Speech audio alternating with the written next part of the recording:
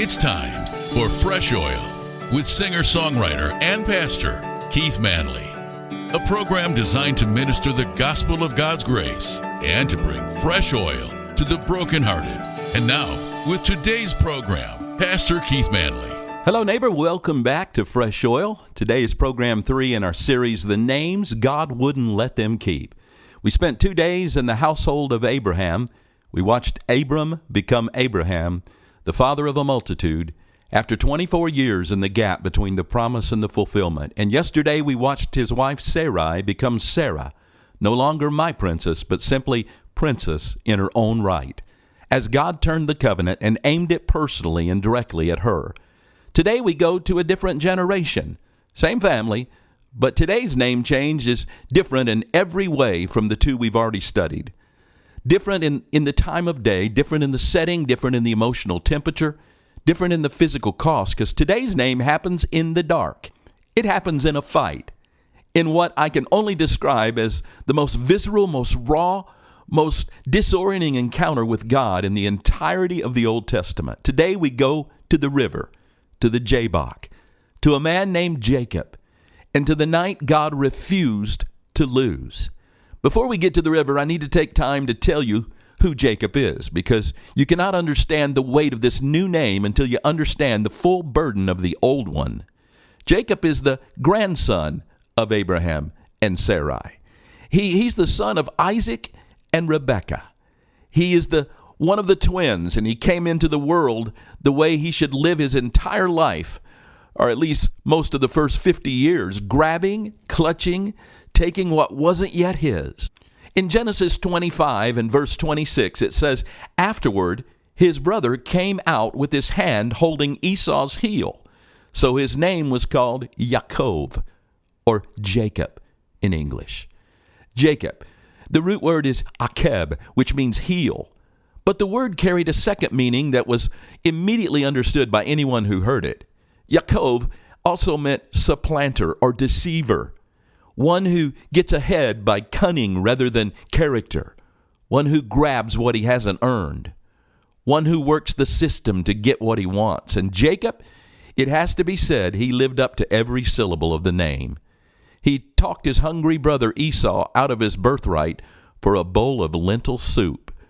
When you're hungry enough, apparently you'll make that trade. Jacob knew how to wait for the leverage. He waited for Esau to come in from the field, famished and desperate, and then he made his move. And then he conspired with his mother Rebekah to deceive his blind, dying father Isaac into giving him the patriarchal blessing, the blessing that belonged by birth order and by right to Esau.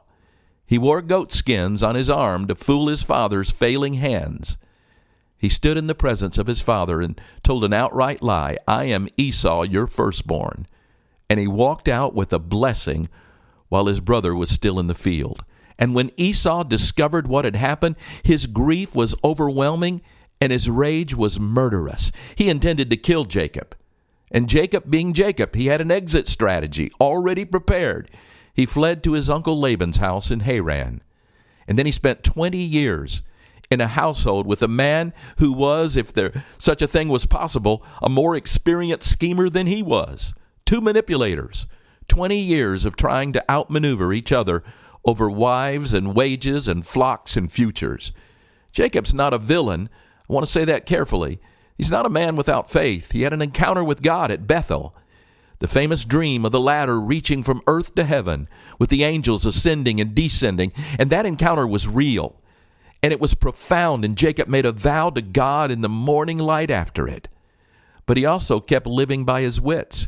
He kept trusting his own instincts. He kept trying to secure his future through strategy and management rather than surrender and trust. He was a man who loved God and feared God, but he also trusted himself to more than he really should have.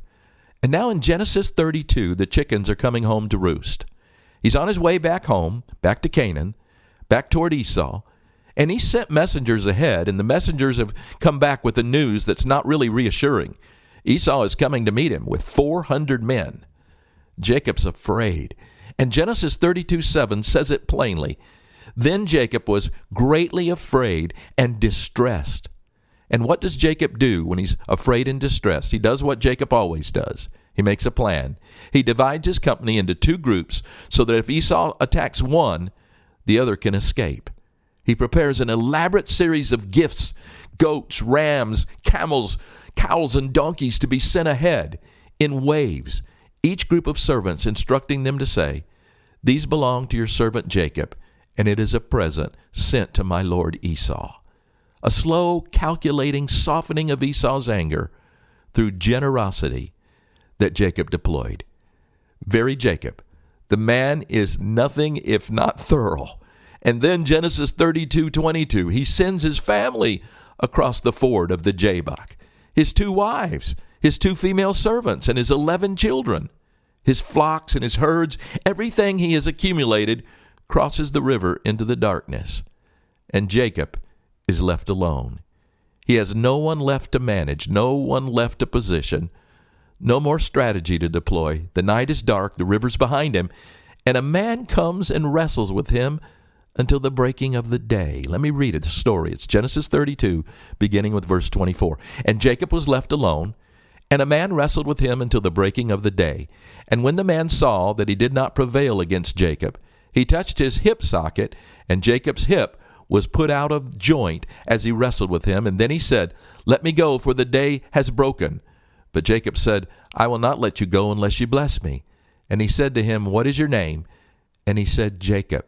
And he said, "Your name shall no longer be called Jacob, but Israel. For you have striven with God and with men, and you have prevailed." There it is. Jacob, the heel grabber, the deceiver, the supplanter, now becomes Israel, the one who strives with God, one who prevails with God. Now, I want to examine this passage from several angles because there is more in these 7 verses than most sermons ever get to. First, who is the opponent? The text says a man. Hosea 12:4 calls him an angel. Jacob himself, in verse 30, names the place Peniel, which means I have seen God face to face, yet my life has been delivered. He believed he was wrestling with God. The New Testament does not resolve this mystery cleanly, but the weight of the encounter, the name change, the divine question, the new identity, all of it reads like a direct divine encounter. This is God in some form, in some manifestation of himself that we cannot fully categorize, but it is God. And God wrestled with Jacob all night long. The man who had spent his entire life doing the wrestling for birthrights, for blessings, for wages, for wives, for futures, finally meets his match. And the match lasted until the sun began to come up. And there's something in this story that I find both terrifying and deeply comforting at the same time. The text says, when the man saw that he did not prevail against Jacob, God did not prevail against Jacob in the wrestling match? Now we have to be careful what we do with this, because God is omnipotent. He could have ended this at any moment. He could have put Jacob on the ground with no more effort than just a thought. And yet the text says he didn't prevail in the wrestling. I believe what the text is telling us here is God chose to limit himself to what Jacob's persistence could match. He was not trying to destroy Jacob in the fight. He was testing what was in Jacob. He was drawing out the tenacity, the refusal to quit, the desperate grip of a man who had run out of everything else. And Jacob spent his whole life never fully depending on anyone, not his father, not his wife, not his God. Always had an exit strategy, always had a backup plan, always had the next move already calculated. But in the dark at Jabbok, he had no plan left, no person to manage, no strategy to deploy. Jacob had nothing to offer but a grip. He said, "I won't let you go unless you bless me." That's not cunning. That's not strategy. That's desperation elevated into faith. And God said, that's the move I've been waiting for. My friend, God's waiting for you today to come to an end of yourself, to let go and to give it to God. And God asked him a question, "What is your name?" Do you think God didn't know his name? Of course he did. Now understand, this is not an informational request. God knew the name. God has known his name since before he was born. But in Genesis 25, before the twins were even delivered, God told Rebekah, the older will serve the younger. God had been watching Jacob his entire life, What is your name? It's a confession prompt. God's asking Jacob to say out loud, I'm a deceiver. I'm a supplanter. I am Jacob. I'm the heel grabber. I'm the one who's been trying to secure my own future by my own work. And Jacob says it out loud, Jacob. No explanation, no defense. And the moment he speaks the name honestly, God replaces it. Your name shall no longer be called Jacob, but Israel. For you have striven with God and with men and have prevailed. And I'm renaming you to match that. 3 quick teaching points today from the Jabbok. The first, God sometimes has to get you completely alone before he can change your name. Jacob had sent everyone away. He is stripped of every other person, every resource, every fallback position, and that condition, that utter aloneness, was the condition that God had been waiting for. The crowd in Jacob's life has always given him somewhere to hide. There was always another negotiation to run, always a relationship to leverage, another move to make. But now he's all alone, no one left, just what God had been waiting for. Jacob's new name came through his wound. And hear this, in Genesis 32:31, the sun rose upon him as he passed Penuel, limping because of his hip. See, he limped for the rest of his life. The wound at Jabbok was permanent. God didn't heal his hip back to the way it was before the fight. He walked differently for the rest of his days. But he always walked with a new name. And the wound and the name were inseparable. You couldn't have the name without the wound.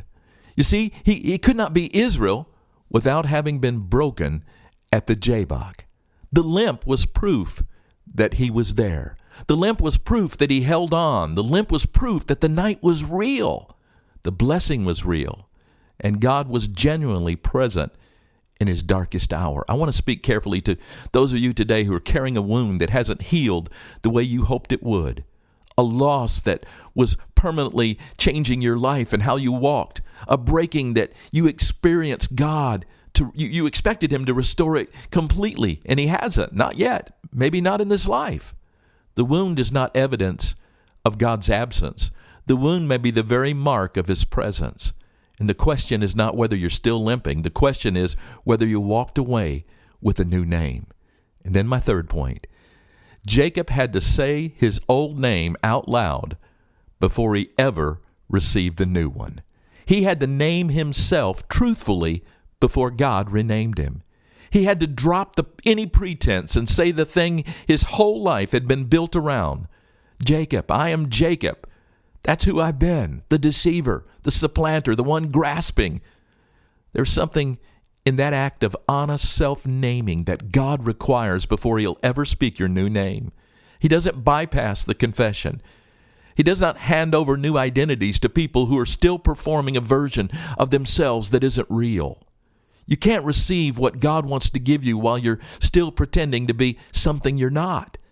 And when Jacob said it, when he owned the old name completely, God immediately replaced it. And that's how grace works, my friend. We name our poverty, and God speaks his provision. We speak our need, and he speaks our identity. We confess the old name, and he speaks the new one.